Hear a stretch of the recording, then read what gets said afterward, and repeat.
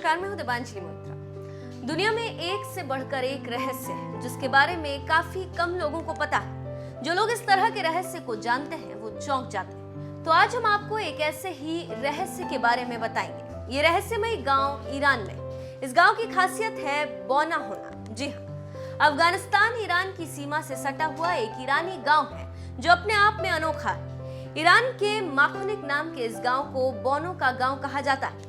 इस गांव की लगभग पूरी आबादी आज से लगभग 200 साल पहले इतने कम कद की होती थी कि उनके घर से लेकर जरूरत की दूसरी चीजें भी एकदम छोटी बनाई जाती थी। आज भी माखुनिक में बहुत से मकान मिनिएचर मकान की तरह दिखाई देते हैं। हालांकि अब यहाँ के लोगों के कद थोड़े बड़े हैं, लेकिन पहले ऐसा नहीं था और उनकी औसत ऊंचाई कम होती थी। साल 2005 में गांव का नाम इंटरनेशनल मीडिया की सुर्खियों में तब बना जब वहां खुदाई के दौरान एक मम्मी मिली। उसकी लंबाई केवल 25 सेंटीमीटर थी। इससे पहले भी कई बार ये चर्चा हुई थी कि ईरान के इस गांव में आज से 200-300 साल पहले बौने रहते होंगे। मम्मी मिलने के बाद विशेषज्ञ इसे पक्का मानने लगे। वहीं कई विशेषज्ञों का कहना है कि मम्मी समय से पहले जन्मे किसी बच्चे की भी हो सकती।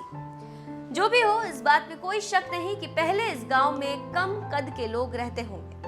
इसके पीछे एक्सपर्ट कुपोषण को जिम्मेदार ठहराते हैं।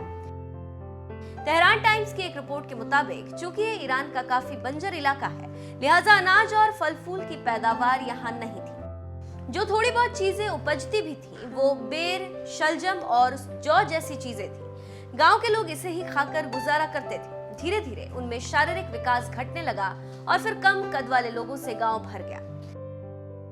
गांव और इसके आसपास के काफी बड़े इलाके में पानी में मरकरी की अधिकता, इस वजह से भी कद पर असर पड़ा और लोगों की हाइट कम होती गई। अब शहरों से जुड़ने और खान पान में बदलाव के बाद शारीरिक विकास तो हुआ, लेकिन अब तक गांव के लोग औसत से कम कद के ही हैं। लिलीपुट ऑफ ईरान कहलाने वाले इस गांव में लगभग 200 घर हैं।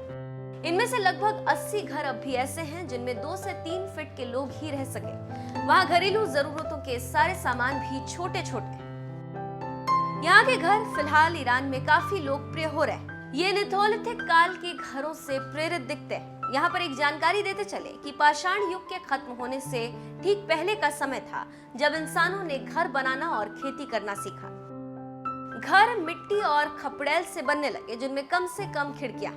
जानकारों की माने तो ट्रांसपोर्ट शुरू होने के बाद इस बंजर गांव से लोगों का बाहर जाना तो शुरू हुआ, लेकिन तब भी यहाँ आर्थिक बदहाली, सूखे के कारण यहाँ खेती का काम नहीं होता, ना ही कोई दूसरा रोजगार। यही वजह है कि यहाँ के युवा ईरान के शहरों का रुख करने लगे। वैसे इस गांव का आर्किटेक्चर अपने आप में बहुत अनूठा है। यही वजह है कि कुछ जानकारों को उम्मीद है कि इस गांव में सैलानियों की तादाद बढ़ेगी।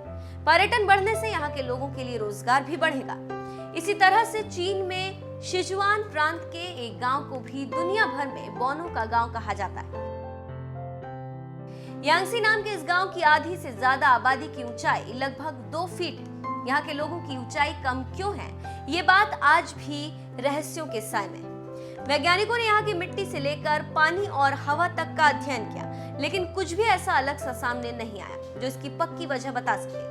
तो आप समझ सकते हैं कि ईरान के गांव और चीन के गांव में क्यों बौने पैदा होते हैं और उसके क्या कारण।